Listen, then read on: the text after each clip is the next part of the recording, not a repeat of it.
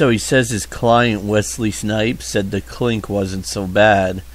It makes me wish I would have just gone to H&R Block. It's cold outside. Welcome to the Veikko Von Moose podcast, New Hampshire's 23rd most popular podcast. It's already episode 5. The excitement is unbearable. Anyone go to the Rock 101 Fisher Cat Sky Show Memorial Day community event with the duck race? Well, it took part at Arms Park on the Merrimack River in Manchester. I usually go way back in time, but for today's episode, I'm going to go back only a few hours. There was a girl brushing butterflies and stars on people's faces. I figured the money went to a good cause, so I told the artist I wanted a few music notes. Got a Mike Tyson tribal tattoo on my face instead. Don King booked me to fight one of those Klitschko brothers. I hope that face-painting bitch is happy with herself. Lots of food stands. Was about to buy a basket of chicken tenders till I noticed the vendor was wearing a Audubon Society smock. That didn't sit too well. So I went around browsing. A hairy guy in a Speedo was selling Italian ices. Gave him a Tanuki suit in case he had to battle the Hammer Brothers later.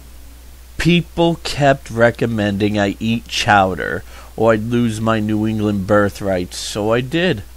Found out it was 20% Noxzema. When I complained to the vendor, he said I was getting 20% of my daily eucalyptus in one serving. So I ate a little more, and then I spread some on my arm so I wouldn't get a sunburn. I didn't get a sunburn, just ticks. Lots and lots of ticks. But all of their eczema was cleared. And the guy selling clams was wearing a rubber biohazard suit, so I lucked out. The cat collar they found in a quesadilla I won't even talk about. Poor little Panucci. Where was your 8 other lives when you needed them? I don't know why some foods are considered better in certain areas. Philadelphia could put steakums in their subs, and tourists would put on their shit-eater's grin and act like they just had the most epic grinder that they'll rant and rave about to their friends. Food is food. If you're purposely going to different states for cuisine, you're a fucking glutton. I really should have brought some friends along because I picked up some odd stragglers. One kept asking who would I interview if I could go back in time. I said I don't know, and he kept up on it. I really don't regard anyone that highly. I bet Ben Franklin was a dirtbag, known as Backhand McGraw at all the brothels. It's good to be dead and ancient.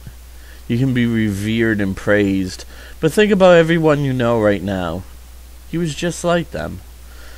I got sick of him pestering me, so I asked him the question back. I was surprised that he answered in under a second. Gaddafi.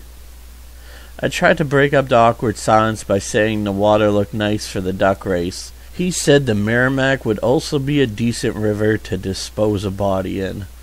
I said I guess. And he asked if the body had kettlebells as anchors around the throats of the dead bodies. Would there be any chance of them resurfacing? I finally asked if he tossed a dead body in the Merrimack River, and he took off running. Turns out he was one of the band members of Quiet Riot. Their set was a little sloppy with his absence, but none of the 3 people watching noticed. The fireworks never took place because some hipsters complained about the atmosphere warming sulfur emissions. So we all got high and posted political memes on Facebook instead. I just watched the Preakness, so I was amped up to race a few ducks. Plus 99% of the proceeds went to the community health center. 3rd trimester abortions aren't as cheap as they used to be. I asked where the other 1% went, And the director of finance, he kept scratching underneath his testicles with one finger, lifting his eyebrows rapidly. I didn't really understand what he was trying to tell me, but I figured he earned it. We all gathered around the river and waited for the ref to start the race. I looked around and the joy started to drift away quickly. Everyone had a clinically depressed gaze to them. It was as if the rubber ducks peered directly into our souls and saw but a mere pathetic shadow of what humanity once was. Was this it? Was this what the secret to life was? A meaningful event of bath toys, awkwardly falling over and slowly bobbing down the river? Everyone started crying and hugging and holding one another.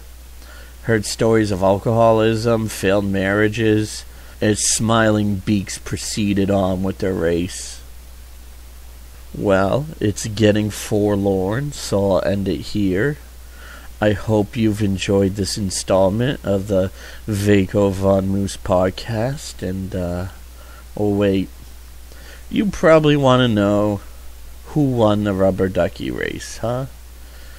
Well, it ties in with part of this podcast name, so I'll tell you.